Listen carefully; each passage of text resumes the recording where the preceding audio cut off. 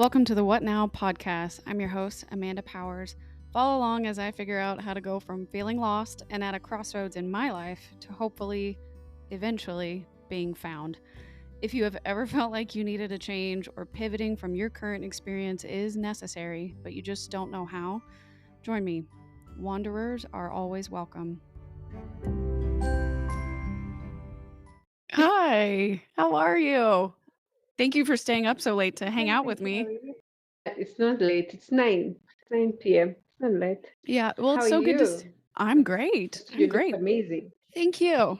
Thank you. I have a new bolo tie. I'm super proud of it. I don't know if I can pull it off or not, but I'm pretending I can. It's this necklace looking thing. It's beautiful. Yeah, Yeah, beautiful. a friend of mine, her husband makes them, and so he brought me one this week while I've been in town. So I figured if I'm in Nashville, I should play the part a little bit. How are you? Okay. I'm fine. I'm fine. Thank you. It's crazy. It's crazy, but it's good. It's good. Yeah. Yeah, well, wonderful. Well, I'm so glad to have you back. Welcome back to the Lost and Found podcast. It's so good to see you. I was looking up It's our good to old be here. Yes, yes, you're always welcome, of course. One of my good friends. And I was looking up, I don't know if you remember this, but you were episode 12 in the very beginning of the show. So your episode came out back in 2023. I know. It's been a 2 years long ago. time. 1.5. Yeah. Yeah, yeah, about a year and a half. Yeah, so you're one of And you my have grown so much. Yes, yes, it has. I'm not in a guest room anymore. I'm in a real studio this time. What do you think? I know. It's amazing. It's amazing. How do you feel being in the studio? It feels very surreal, to be honest. I've followed the team that I'm with today. I've followed a lot of the projects that they've done with other content creators and other podcasters, and it always looks so good and it's professional. And they specialize each room so you can pick what seats you're in, change it up, change the colors, change the background. So it's very customizable. I really like it a lot. That's good to know. That's good to know. Yeah. Well, tell me what you've been up to. So, for anybody listening that may not have heard Lynette's first episode, she and I met originally in 2023 when I did a safari in Africa, and she was one of my tour guides. And we got to know each other a little bit on that trip on my vacation, but we didn't get to spend a lot of quality time together. So, I asked her if she would like to be interviewed on the show, and she said yes. And so in 2023, we learned all about women in business, specifically women in tourism positions in Africa, and how Lynette was disrupting that particular industry by bringing in more women into the economy, educating them, empowering them to take on those types of jobs, become game drivers, enabling them to have more power and control over their own finances and education in that space. So she's been a powerhouse over there, and it's been such an honor to watch her grow and her team grow. So now we're chatting with her about new stuff that's going on with her business and her own education. So give us a bit of an update, Lynette. What have you been up to? What have you been working on these days? I've been doing, of course, the school, but mainly for business. I've been doing more of the wellness travels around Africa. I've been growing a lot in that, and also sustainability, incorporating sustainability in the travel, and also having wellness trips for women has been a growing aspect of my business, because even if we have the normal safaris, operating wellness has been something that has been highly demanded for by women, because my niche clientele are women. And because women never get a chance to rest and relax, they're never really given a space to just be, to just rest as people, even in life at home, you have to be cooking, you have to be cleaning, you have to be doing these things. If you're a mother, even that's an extra role. If you're working, it's an extra role. So having these wellness trips was basically giving a women a chance to relax, to rejuvenate, while also enjoying the nature, to take care of their health, because once you travel in and around Africa, you realize we have a lot of organic foods and vegetables. We have amazing sceneries and a lot of green. So incorporating that in the wellness just creates a beautiful experience. Yeah, so I've been doing a lot of that, and also a bit of, masters and research work, which has also really opened a lot of doors for me in terms of knowledge. There's a lot of knowledge gaps I didn't know existed. And once I read more, I'm also learning more about the industry that we're working in. That's the need for more sustainability across the value chain.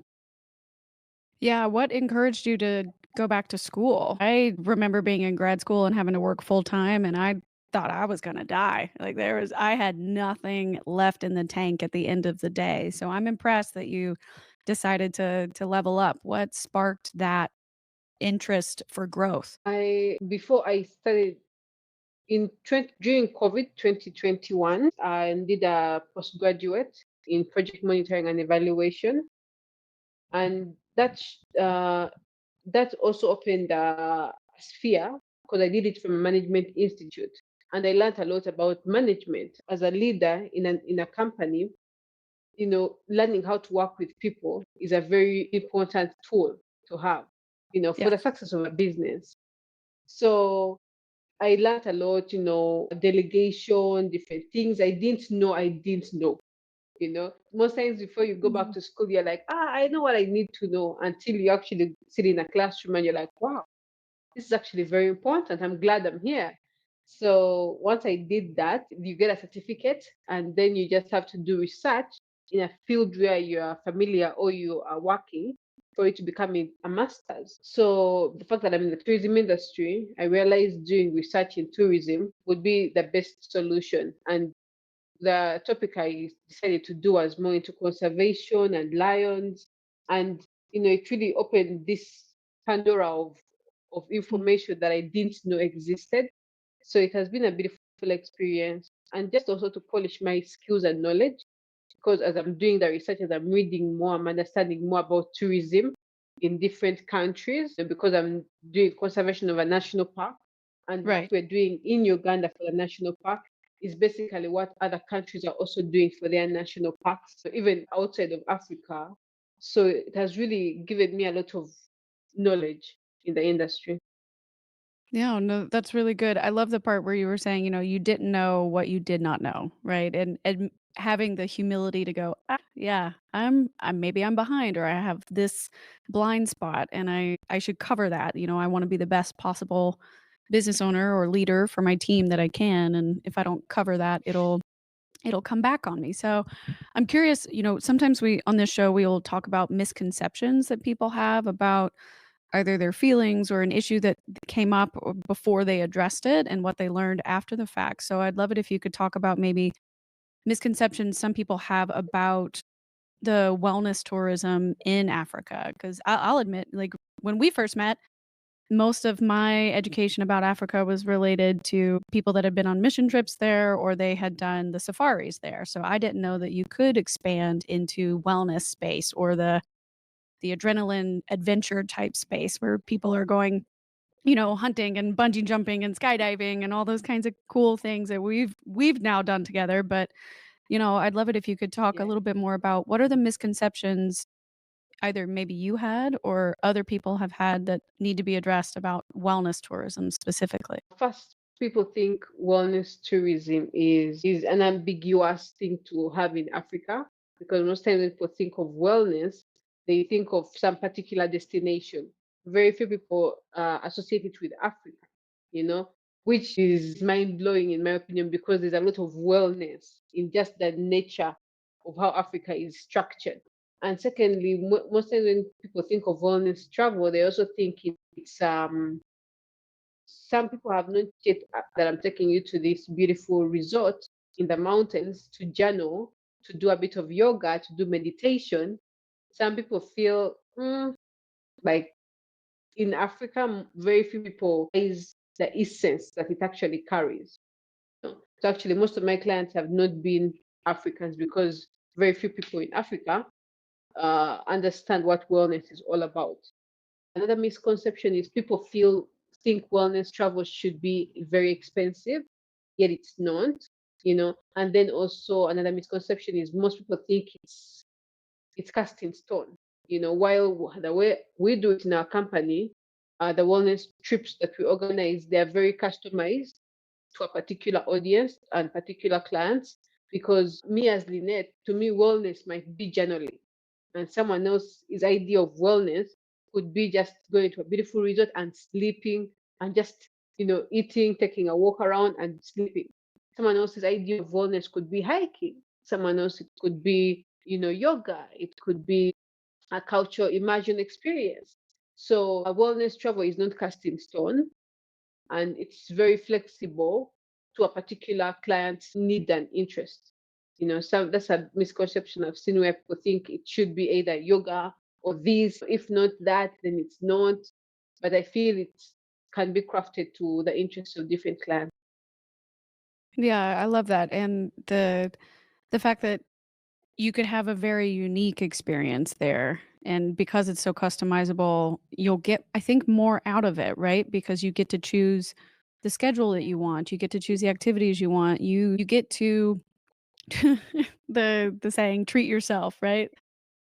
If you want to visit that safari, treat yourself. If you wanna go to that yoga studio, treat yourself. If you wanna get that massage, treat yourself. Like, that's if that's how it goes, that's how it goes for you. You just have to have the self-awareness, right, to, like, know what to pick that you'll be happy with. What do you do if a client Yeah. calls and they're interested in Africa, but they don't really know what they want yet? Like, how do you help them figure out what's gonna be the best trip or the best vacation package for them? Basically, I share with them according to their interests. Like if someone says, "Oh, I'd like a bit of water, I like a bit of green, I like a bit of maybe seeing wildlife," then I can always share with them ideas of possibilities. And it also depends on how much time they have, what their budget looks like. So I always craft, for some people's idea of wellness is just doing a nature walk in the national park. So we have some national parks like the one you actually visit. No, there's a group that visited that national park. It's called Yeah. Lake Mburo, where you can do a walking safari with the animals, and Oh, they have a wow. beautiful resort where you can go and relax, and then along the day you go and do the walking safari. And then we also have a beautiful place which is called Lake Bunyonyi, which has a beautiful lake, crater lake actually in the middle of hills with small islands, and it's so scenic and beautiful and green and quiet. So once I listen to clients' ideas of a good time, then I can already suggest possibilities. There are clients who want to have a wellness trip, but they're adrenaline junkies. So there you would include maybe a bit of a gorilla trekking experience, or a hike, or a boat, maybe pedaling on the lake. So according to what they like as individuals, I can already suggest different possibilities, and also depending on the time frame they have and the budget, so we just sit down and throw a few ideas together. Yeah, I love that. That's so fun, and it makes me wanna go back really bad. I need to start saving my money again so I can fly over, and, that's the hardest part, right, is getting the flights, and then once you're there, you can Yeah. so much. Getting there and saving my PTO. I spent a lot of it when I went to Antarctica, so that's on me, burning through it too quickly. But I know a lot of people see travel as an Yeah. escape, you know? Yeah, they see it as an escape, Yes. and I know, but for you, you and I have talked in the past that sometimes travel can be used for self-discovery and joy and kinda reconnecting to who Yeah. you are, and so I would love it if you could tell us a little bit about how travel has revealed things to you about who you are and who you're becoming now, because we spoke a year and a half ago, right? That was the last time you were on the episode, so a lot's Yeah. happened since then, so I would love it if you could share about how travel has impacted your life, not just as a tour guide, but as a tourist yourself. Yes, I love to travel. I always get excited every time I'm on the move. So what something I've noticed is, like I've said, most people think travel is a way of escaping from reality. Yet for me, I see travel as a way of magnifying someone's reality. You know, whenever I travel, first it helps me rediscover myself more. It helps me identify what me as Lynette, what do I want? What do I want out of life? It makes me even dream bigger in terms of ambition as an individual. Because when you travel, I remember the first time I was in Tanzania because I worked there for some time. I looked at how the industry was operating and I was like, oh my God. I was actually embarrassed with myself because when I was in Uganda, I thought it was it. And then I went and worked in Tanzania and I was like, oh, Yeah, What are we doing back home? So travel opens this Pandora of like possibilities. And I was like, we're not doing anything. Like, what's this? So it's made me dream even bigger, you know. At times good. I've gone for solo trips. It has helped me rediscover myself as an individual. Like, oh, okay, I don't like really like that. Okay, maybe if I'm with people, maybe I might like this, but not that. So that's something crazy about travel. And as someone who is growing, even if you're an entrepreneur, even if you're someone who's employed, travel makes you, widen your dreams and possibilities. Because sometimes when you travel, you even look at identify new opportunities. I'm sure every time you have traveled, your perspective of life has definitely changed. Your For sure. dreams, the things you want out of life. I'm sure, whether if you wanted to make $5 million now, I'm sure your dreams have become bigger just because of traveling. So it is something so powerful that most people don't even realize the magnitude at which it is. Yeah, I agree with you, and I'm sure it must be a really great feeling when your clients arrive, and I know some people, they could probably come in excited, or some people might be a bit hesitant because 'cause they've never been there before, or they don't know what to expect, or maybe they've had misconceptions about what Africa is going to be like, and so they come in there with a bias, and then they experience everything that you're offering to them, and it, like, clicks, like the light bulb goes off. They're kinda like, this is what this could be like. This is actually how this goes. This is actually completely different than what I was thinking of. You're right. I think it can expand your mind, it can change your attitudes, and it can also shatter things too. Like the small bubble you may have been living in gets broken apart, or the box that you thought your possibilities were limited to are gone, and so that can Yeah. sometimes be shocking, but in the best way possible too.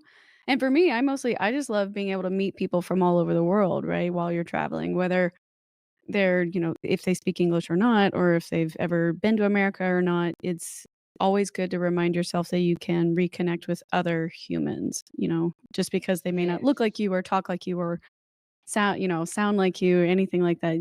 The humanity between the 2 of you is still so important, and travel helps connect that. Yeah, and I think also something also travel helped me identify what it helped me appreciate the things that I have like so good back home. Whenever you Mm. travel, you might take things for granted, and when you go to a different country, you're like, okay, actually, we have maybe a lot of this back home that other people don't have.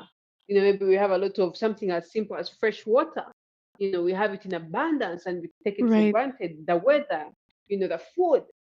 So it's after you have traveled and realized it's not everyone that actually has this, but No. it helps you appreciate. It does, it really, really does. My mom always does that. When we were little, I don't know if I told you this story or not, but when we were little and we would go on vacations, my mom would make us take journals with us, and so, like, we'd have little, like, diaries of our trips, and then she would make us Mm, write down, like, what was your favorite thing about today? Like, some people call them high, low highs. So, like, your a good thing that happened, something that wasn't so good that mm, happened, but then you have to end the day on a piece of gratitude. So, like, what was good? What wasn't so great? What are you gonna do better tomorrow? Kind of a deal. But she would make us write all those journals down for all of our family trips, so that way we would remember things. And that was well back before we were, teenagers with cell phones that could take photos of things, so we had to always write it down. But, I was also the kid that drove to school listening to NPR, so, like, we were always making sure we were well educated and engaged, or at least distracted enough not to bother her. So, that's kinda what I've developed now, I think, is to as an adult, trying to appreciate that thing that she was teaching me to be, which is present in that moment, mm. and creating a core memory, right? A lot of times I worry that people joke about going on vacation and then they need a vacation after their vacation to recover After, from yes. the vacation.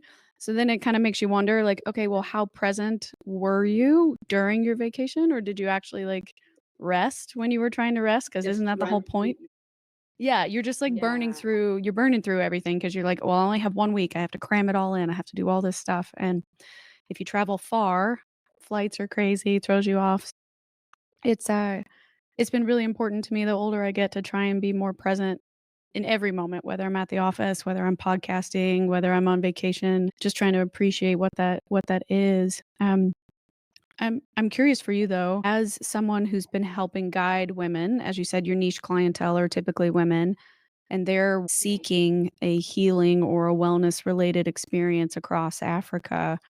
What exactly does Yeah. wellness mean to you personally, and how has the term wellness for you evolved over time? First of all, like you mentioned in just a statement you made, the fact that most people, when they come to Africa for travel or anywhere around the world, their trips are fast paced.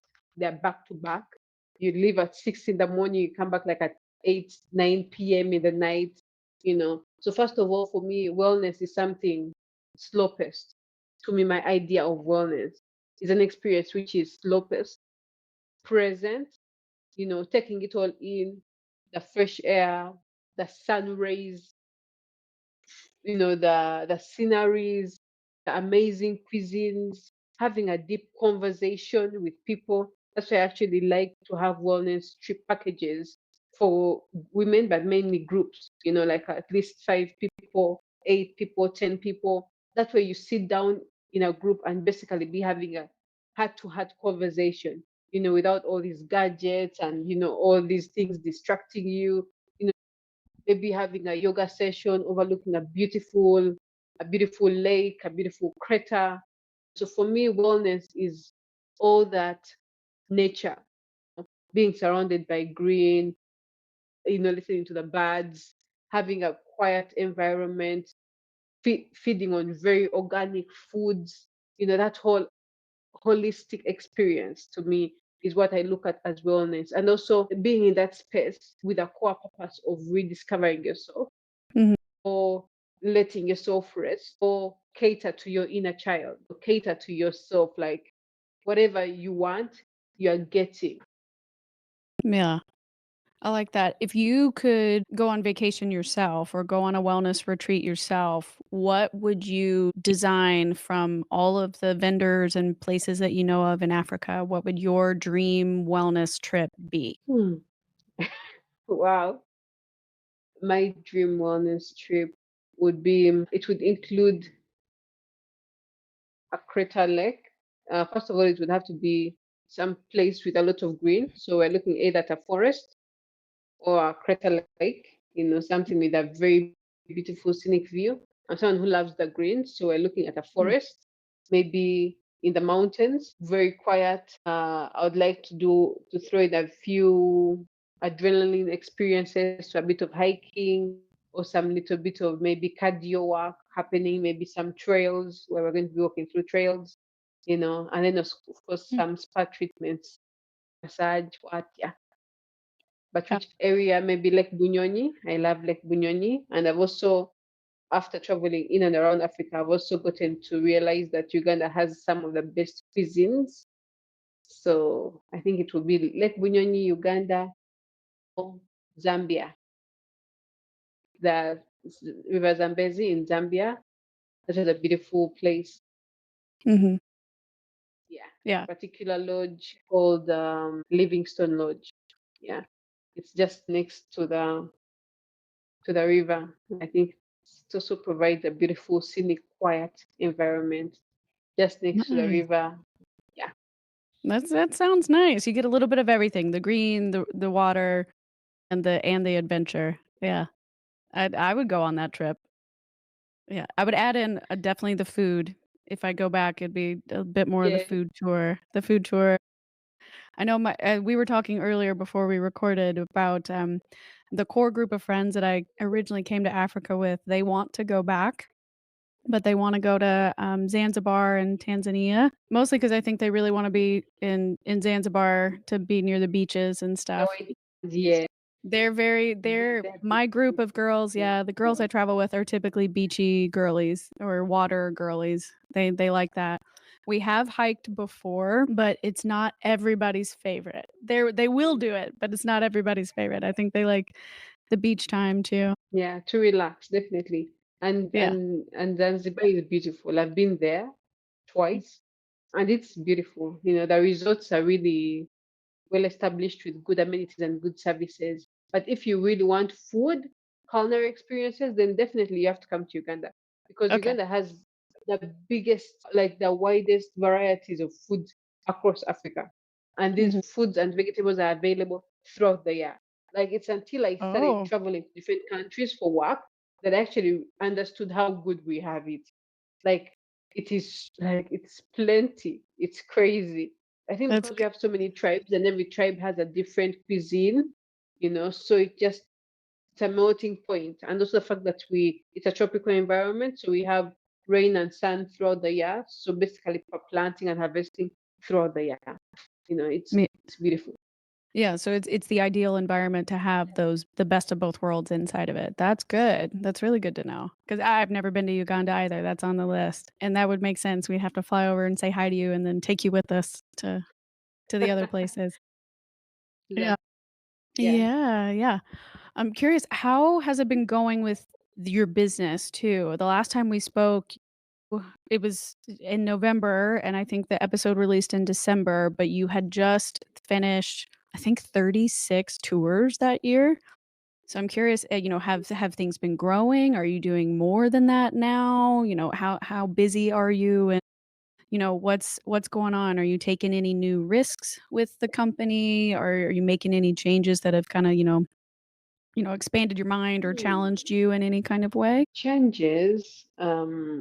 I mean, because we wanted to expand the niche, we created a website for the Girls Travels.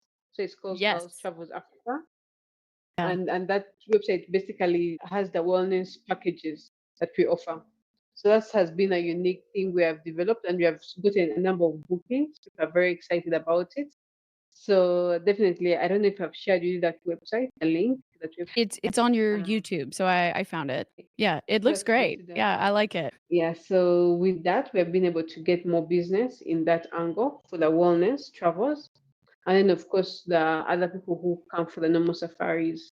So this year is very, one of our core products is the gorilla trekking, which is the gorilla experience. And June, July, August, the 3 months got sold out by May. Wow. So we reached a point where we had to either reject clients, like because we had no permits, because every gorilla family gets a maximum of 8 people visiting it per day. And I think we have around 24 families in the country, like the total families that have visited, that are habituated. So it reached a point where they were all sold out. And now because of sustainability and conservation, they can't increase that number.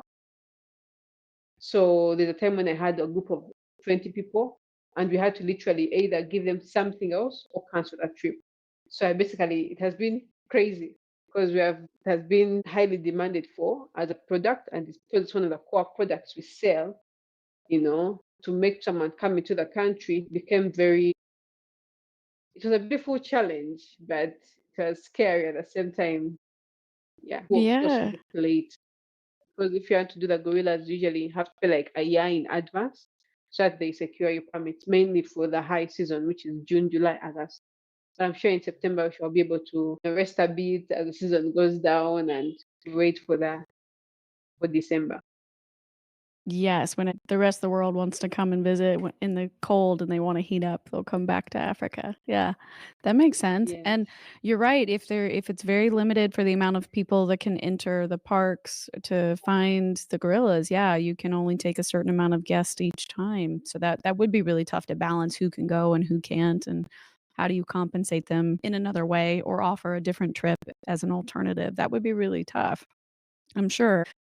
It's a lot to balance if some people aren't happy about having to change plans. Yeah, it was tricky for people who booked last, like who confirmed last minute. I think because of the year, because you see everything which happens in the West affects us back home. So because of the political environment that has been going on globally, people took long to confirm their bookings because they didn't know how the atmosphere was going to be politically and socially Yeah, across the globe. So they took long to confirm their trips. And by the time they had confirmed, the permits, particularly for gorillas, you're were sold. full, you know. Mhm. Yeah. Yeah, man. But Okay, good. Have you started to make any changes based on what you've learned in school so far with the specializing in the conservation stuff? Like, have you altered anything that you do now based on what you learned from class? not yet, not yet, because what I'm learning, I'm basically analyzing the conservation strategies that are being carried out by Uganda Mhm. Wildlife Authority. That's the Yeah. organization which manages the national parks. So with my discoveries at the end of my research, I'll basically be advising that organization, which is a government organization, on which would be the best strategies. But something I have noticed through all the literature I have read is that uh, having human led conservation strategies is basically the best way to go for sustainability of the wildlife best. So something I have noticed and I plan to put in practice is maybe to have more community activities added on the safari activities. So when someone goes for a safari, maybe they visit the local communities, they buy from the local people. That way the local people get to appreciate the tourism industry, and that's where they appreciate the wildlife. Because if they don't appreciate overly the wildlife, then they can't protect it. That's Right. where we have the conflicts, and then sometimes they are hunted down and everything. Yeah, Yeah, yeah. Well, you were sharing photos with me a while back about you were with the large cats. Were you at like a conservation for them, working with them, doing yeah, research, or was that part of one of your tours? yeah. No, that was one of the tours. That was one of the tours. There's a place called the CTC Conservation Center. So even something I've realized through my research is that because of the human wildlife conflict happening not only in Uganda but across Africa with the big cats, most people have what they call conservancies, where they breed. They literally get a big chunk of land, maybe a number of hectares. They fence it off and they just breed.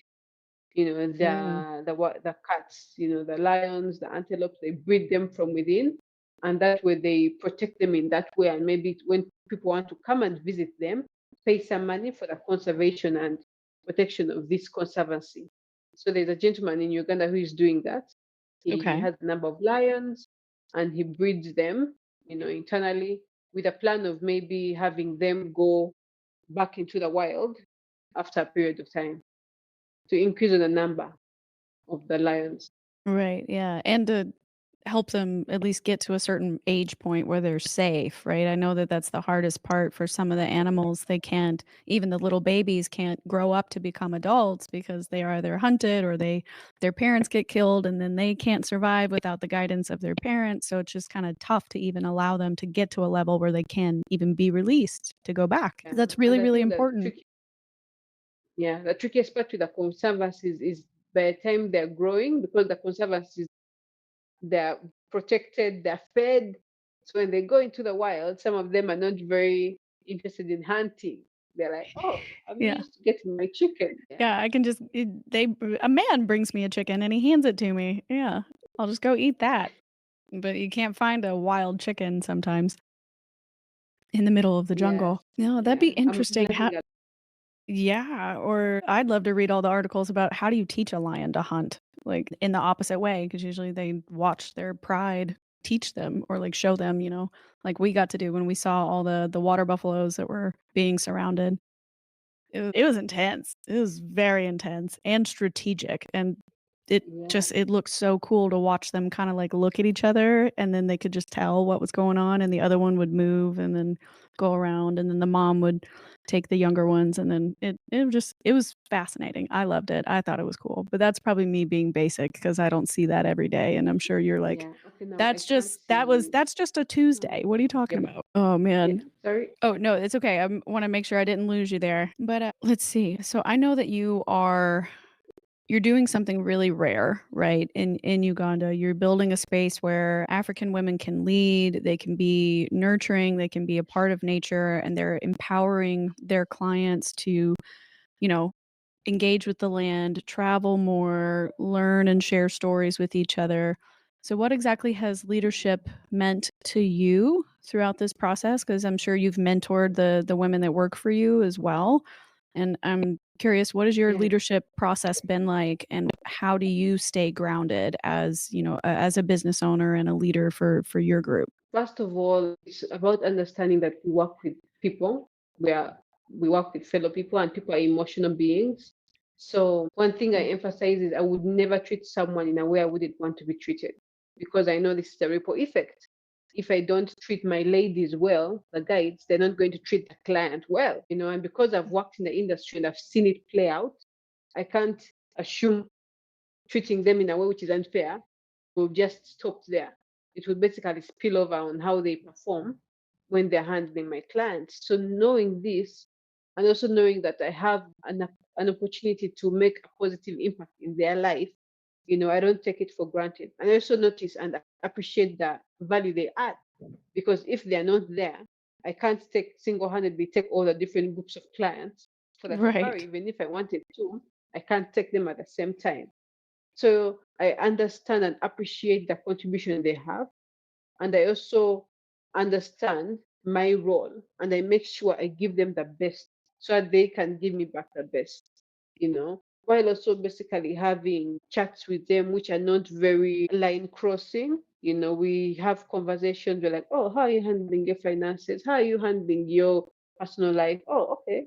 In a way that's not crossing the line too much, but in a way that is, you know, subtle, simple, and maybe throwing a few pieces of advice here and there, basically like you're talking to a sister, Sure. but someone you basically respect their boundaries, their reputation, and value the contribution they have and they bring to the table. Yeah, I like Yeah. that. That's good. It sounds like you're helping them feel empowered to, carry out their own role, carry out their ability to make a decision if a challenge does come up or a timing issue, or maybe a client might be giving you guys a hard time. They have the ability to go, okay, I know what to do. I've handled this before. I can do it. And if I have a problem, I can always lean on Lynette. Like you give them a safety net, Yeah. but you're not micromanaging what's going on every day. That sounds like a really good place to be. Yeah.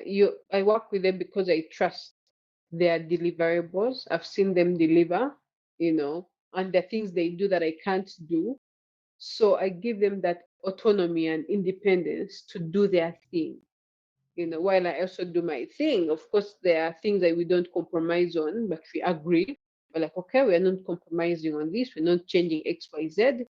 The rest, do as you feel, you know? Yeah. Yeah, yeah.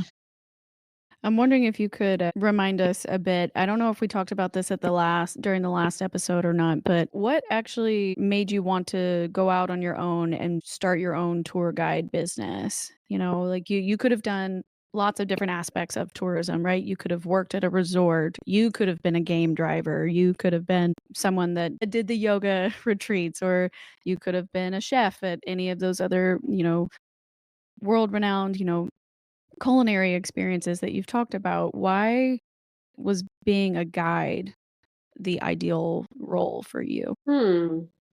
I think because I jumped in, I did all these roles along the way. I started working in the industry when I was in my Form 6 vacation, basically what you'd call maybe high school vacation before you go into university. So I started as a site guide, you know, at a particular tourist attraction. And then I went ahead to work as a marketing manager for a chain of lodges in Tanzania. After that, I came and was working as an operations manager at a high end luxury lodge in Uganda. So after working at all these facilities, I had understood how the structures work, and it also, as I said, as I worked, I also discovered myself and realized, oh, okay, as much as I love working in the industry, I might not be comfortable being in one place for a very long time. And most of the travel lodges and resorts are very far away from home. So staying close to my mom, my family was something that was very important to me. So that okay, so as I'm looking for opportunities or I'm creating opportunities, it has to be somewhere where I can still be close to family. Okay, that's known. So understanding that and also having worked there and seen that, done that, I realized this was going to be the best position for me. Yeah. And also the fact that there were not very many people or women. I didn't see a number of women who are giving opportunities to fellow women in the industry, you know. That also showed me that, okay, maybe I have to do something about this. And also having been a woman working in the industry and seeing how women were looked at, I was like, okay, maybe it's very important for me to create a space where we can work with women, women guides, specifically women clients, because even the number of people visiting Africa and Uganda for women was not that big. Yet, when you look at the statistics globally, women are traveling a lot. Solo travels, there are so many. But why are they not coming into Africa and into Uganda? You know, a number of reasons. One of which they are not feeling safe with a male guide. Oh, So and wow, then I remember sure. there's an article which I read where some lady was like, when she was hand talking to a particular company, they appeared like they were working with women, but when they came on ground, still the guide was a male. Actually, it was a company, I think in Egypt, where they said online on face value they showed they're working with women only, but on ground all the guides were male. Yeah. So understanding all those small things, it was, I think, very important for me to come out and be like, okay, we're creating a space for women and doing trips around and with the women. Yeah. Yeah, it sounds a lot like you are living in alignment with what you were meant to do. How does it feel to be do you I guess, yeah, it sounds that way. Do you feel like you are living in your purpose? And if not, what do you try to do to help you realign back to what your purpose is? I do feel that I'm living within my purpose because I don't I think you hear that cliche line of when you do what you love, you don't work a day Yeah. in your life. I feel that because even when we met on that trip, the trip was back to back and it was a bit intense and a lot was going on, but not once did I feel exhausted. Even for the group which was in Uganda before yours, a lot was happening, a lot, back to back, 30 ladies, you're managing all this, you're managing the, Mhm. the hotel, the guides, the drivers, everything. And still for me, it was fun, you know. Right now, I do a bit of lecturing at at a tourism institute. And when I'm there and I'm sharing with the students, I'm telling them how to develop itineraries, I'm teaching them how to provide good service, hospitality, and everything. I'm saying all these things, and some people are like, this sounds so hard. I'm like, what are you saying? This is so easy. What are you Okay, talking like, about? what This is is so it? fun. It's my favorite thing in the world to Yeah. be totally stressed out with to have 50 women yelling at me if they don't get their luggage right or air conditioning or something goes And that's wrong. the thing. It's not a stressed experience. Actually, even when I was working with a group, because when I was working with Kumbu, the gentleman who I was Yeah. obeyed, he kept saying there's a term he always used. He always said that I feel like trips are like a stress factor. And my dad like, what do you mean? Like, I don't know. Okay, like I You're like, came on board as a consultant for his groups, but he right, always yeah. mentioned that it was a stress thing. It was a stress thing. And I was like, okay, like that's how you see it, but I don't see it that way. So yeah, it's something. I'm Yeah. glad I discovered it early on, and I'm glad that I'm here, and I love it. That's why having this podcast at 9 p.m. is nothing. I meet people at 2 in the morning just to talk about tourism. Oh my goodness. Well, Yeah. I'm very happy for you. I'm very happy you're living the life that feels like the dream to you. And quite honestly, I don't know if you keep up with Charles from the Botswana portion of our trip. I think he follows the podcast, and every now and then he was one of the game drivers, and he'll send me photos of things that he's like, just out at lunch, and it's just a baby elephant walking by in front of his car, and I'm kind of like, wow, I can't even imagine. Like, I wake up and there's crickets outside my house. Like, there's nothing exciting like that. So it's wonderful that you are living in a place where you feel like it is your total dream, and that probably makes the worst days not as bad as they could be, right? Because you truly love what you do. And I think that that's That really is true. important. And it's so hard for Very people to true. find. I know sometimes clients, we mentioned this earlier in the podcast, but sometimes clients come on the vacation because they are trying to find themselves again. They're trying to push a boundary. They are trying to break out of a mold where they feel stuck and just rediscover who they are, rediscover what they want. And when you throw yourself into an environment that's completely different, it'll kind of jolt you awake sometimes, or at least that's the hope.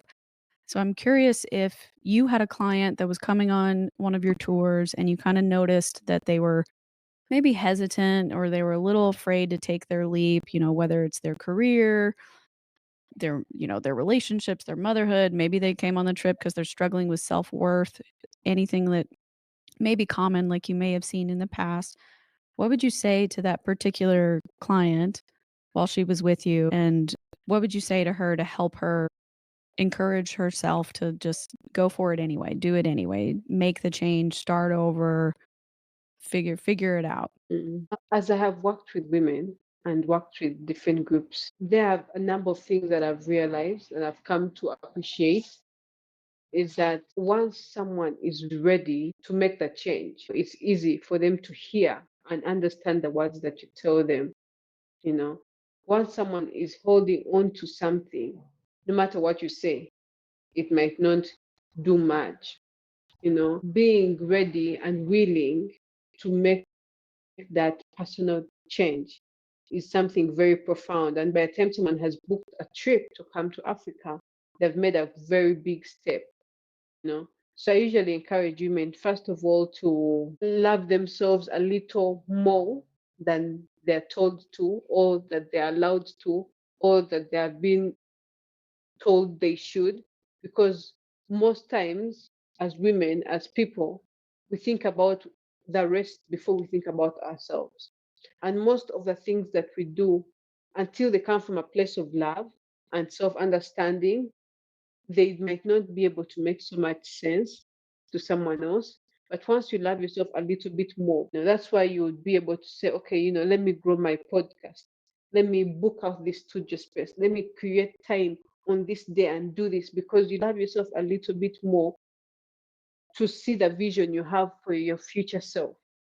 So I always encourage women and ask them, if you looked back 5 years, would the person you have become be proud of you? The person Yeah. that you want to be, would they be proud of the work you did? When you look back, when you look at your future self, will you be full of regret or will you be glad you did it? Or would you be glad because you came to Africa? Yes. When you go back home, the changes you want to make 5 years from now, will you be glad you made them or will they feel like a regret? So whenever you know that not doing anything will create a regret, it's very important that you make a bit of a change. But most times I let my clients, Yeah. do the inner work. Yeah, Of course, because yeah. change is a very powerful thing. Until someone is ready to do it, it can easily, I don't know. Yeah, I think the phrase that you can lead a horse to water, but you can't make it drink, like you Yeah. can curate the environment, you can make an epic trip or an epic vacation, something super enjoyable with wellness and adventure and nature, and it's still up to them to absorb Yeah. it and, take something away from that and go, "All right, I met all these amazing other women on this trip. They're living inspiring lives. I need to do something with mine. I need to do what I need to make the Yeah. change that I've been so afraid or I need to take the risk that like Lynette, she, started her own business. She hired all these other women. She empowered them. Now she's expanding and offering new options and new packages. And she got a new website. Like she's investing in herself. She's going back to school and she's raising her kid. Like she's doing it all. Like if she can do it all, I can do it all too. Or I can do the thing that's been scaring me so much. And I Yeah. like to take things away from that just from observing other people. And at least out of this podcast, that's what I've observed a lot with other guests is kind of like, Yeah. wow, there's been other people that I interview that have struggled just like me, or they've had a very similar feeling when they lost themselves, or they changed careers, or they let go of a previous version of who they were, and it took a while to get back to what they really wanted deep down, but they had to first admit that there was a problem, right? To make some kind of effort to address it, and then 3, yeah, you're right, look at the retrospect and go, "Do I regret that, or will I regret that?" And if the answer is yes, then I have to respond to it in some kind of way. Yeah, and also something we do a lot when we have wellness trips is the campfire conversation. Is that whenever women share, whenever women start talking with each other Mhm. honestly, it Yeah. has a way it sparks change and difference. Through our wellness, we always encourage honesty and honest conversations Mhm. where people literally pour out during the campfire and people share, different life experiences, different ideas and possible solutions for different issues. So there also I've seen a lot of transformation happening because someone will say something that will literally change your life. And I've also noticed that we as women, you could be in the US, I could be in Uganda, someone could be in Nigeria, but the fact that we're women, most of the challenges we face are the same. It's just a different location, a different time zone, but everything is the same. The challenges we're having with work, with bosses, with family members, with spouses, with Mhm. boyfriends, with children, with Yeah. fertility, with weight, they are the same. We're just in a different time zone, a different location, but it's all the same. So that also has really, really been a beautiful thing to see. Having women, someone is from California, someone is from, Switzerland, and they're sharing, and it's like they're next door neighbors. So it's beautiful when women come together. It is. Yeah. It sounds like you've created or built a community where people can feel safe to be 1, to travel, and then 2, to be vulnerable and actually enjoy it when they're connecting with other people. So that's amazing. Well, Lynette, this has been my favorite hour all week. It's been so nice to talk to you again and see you. I miss you. Same I here. know. Yeah, I only booked it for an hour. Yeah. So we're coming up on our last few minutes. I know. One day I will have a full studio. I'll do it in my house. You can talk for 3 hours if you want, but right now I don't wanna back them up or anything like that, but I love you so much, and I'm so proud of you, and thank you so much for coming on the show again. You're welcome back anytime, and I'm so proud of you, and I'm so glad to see that things are going well, and you're learning a lot and growing a lot, and you're taking risks, which is a huge topic on this show to do that, right? And to learn how to be okay with doing that and investing in yourself and learn and appreciating what you've learned along the way on the journey. And I appreciate you so much for sharing today and giving us all these really cool updates. And I hope everybody that's listening, if you've ever been interested in Africa before, you reach out to Lynette and her team and see what they can curate for you so you can have a specialized visit and you can get to do all the things you've ever dreamed of while visiting Africa. So, Lynette, let everybody know what's the best way to contact you or how to find you or interact with you and your team. Okay, they can send me an email at tugendeafrique@gmail.com. You can just send my WhatsApp details or even my Instagram. Those are Okay, three easy channels through which I'm sure someone can easily find me. So the WhatsApp contact, the Insta, my Gmail account, or tugendeafrique@gmail. I'll show you. Then I also want excellent. to thank you for pushing, for all the work you've done from 2023, for consistency. The studio looks amazing. You're also investing in yourself. So thank you so much for showing us the way because I'm also inspired by all the great things you're doing in your life. Oh my gosh. Well, I've been watching you mostly because you're on YouTube and all the different channels and social media platforms. I'm like, she can just talk to the camera and not mess up. Like I can do it. I cannot feel like an idiot or cringy or weird. If I want to talk about what I'm passionate about, I should just do it. She's doing it. So it's good. It's why we need people like this in our circle. We need people that lift us up and help us feel encouraged to try. So I appreciate that so much. Everyone, I will make sure that all of Lynette's information is accurate and updated and added to the show notes for this episode. You know how to find me. I'm at hello@podcastforthelost.com. All of my social media, YouTube, TikTok, and Instagram is all podcasts for the lost. And you can reach out to me via email if you ever have questions for a guest or you want to ask me a question. You can send it via email or an anonymous link. That'll also all be in the show notes. And we'll catch up with you again next week. And remember, wanderers are always welcome.